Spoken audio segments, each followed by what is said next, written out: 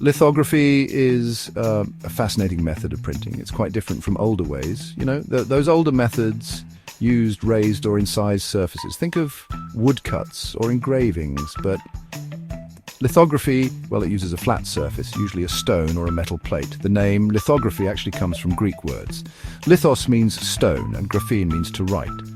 So it literally means stone writing. This technique relies on a simple chemical principle. Oil and water do not mix. This basic idea led to a revolution in printing images. Before lithography, printing pictures was honestly quite complex and often expensive. Relief printing, like woodcut, involved carving away wood, leaving a raised image for inking. Intaglio printing, like engraving, cut lines into metal and ink filled these lines for transfer to paper. Both methods required skilled craftspeople and had limitations in capturing fine detail, or were slow for large quantities. Artists and publishers were in need of something new, a more flexible and affordable way to reproduce images faithfully. The core idea of lithography is chemical, not physical. An artist draws on the stone with a greasy crayon, or might use a greasy ink called tusch. The stone is then treated with a chemical solution, typically including gum arabic and a mild acid. This treatment fixes the greasy image to the stone and makes the non-image areas water receptive. When the stone is dampened, water sticks to these blank areas, while the greasy image repels the water. This preparation is key to the whole process. When it's time to print, the stone is inked with an oil-based ink. Because oil and water repel each other, something clever happens. The ink sticks only to the greasy drawing and not to the damp blank parts of the stone. Paper is then pressed firmly against the inked stone, transferring the image from the stone to the paper. The result is a print, and this process could be repeated many times. It allowed for mass production of images and was truly an innovative approach to printing. The invention of lithography is credited to one man, Alois Senefelder. Born in Prague in 1771, his family later moved to Munich. Senefelder was not initially an inventor or a printer. He was actually an aspiring playwright and actor, following in his father's footsteps in the theatre. He wrote several plays, but found it very difficult to get them published. Traditional printing methods were, well, pretty costly at that time, which was a big problem for a young, struggling writer. Determined to find a cheaper way, Senefelder wanted to print his own plays and music. He began experimenting with different printing techniques, trying etching on copper plates, but copper was, expensive. He then turned to Bavarian limestone, which was smooth and readily available. Initially, he tried to etch the stone to create a relief surface, like a woodcut, but his early experiments were not very successful. He faced many frustrations and setbacks, but he didn't give up easily. The actual discovery of lithography was an accident. The story is quite famous. Around 1796, Senefelder was busy working with a polished stone slab when his mother asked him to write a laundry list. Unable to find paper or ink immediately, he quickly wrote the list on the stone using a greasy marking crayon made of wax, soap, and lamp black. Later, as he was about to wipe the stone clean, an idea struck him. He wondered what would happen if he etched the stone. Applying an acid solution to the stone, he found the greasy writing resisted the acid, while the surrounding stone was slightly etched away. The writing stood out in slight relief. This was not yet true lithography, but it was a crucial step. He then tried to ink the writing and found he could print from it. Continuing to refine this process, he soon realized he didn't need the relief. The chemical principle of grease and water was enough. He called his new method chemical printing or stone printing. This was the true birth of lithography as we know it.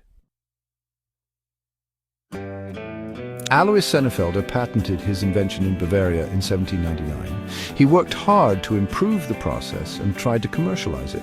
Initially, lithography was used for printing music scores, one of Senefelder's first successful applications.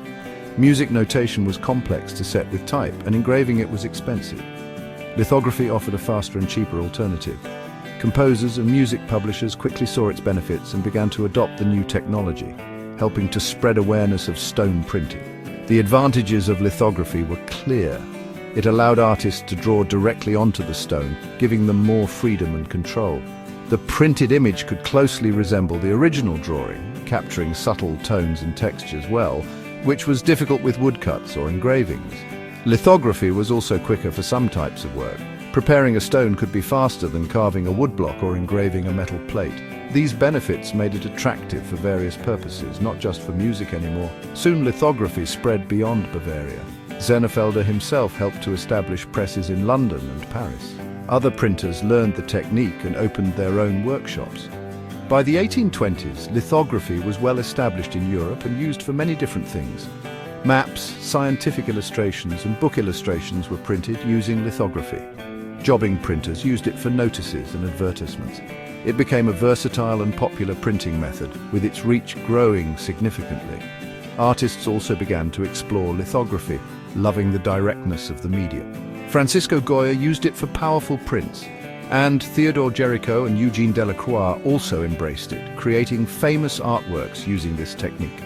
Lithography allowed for a painterly style of printmaking and could reproduce crayon-like strokes faithfully, appealing to the romantic artists of the period. Art reproduction became easier, and famous paintings could be copied and distributed widely, bringing art to a larger audience than ever before. Lithography didn't stand still after Senefelder. Many improvements and new developments came along.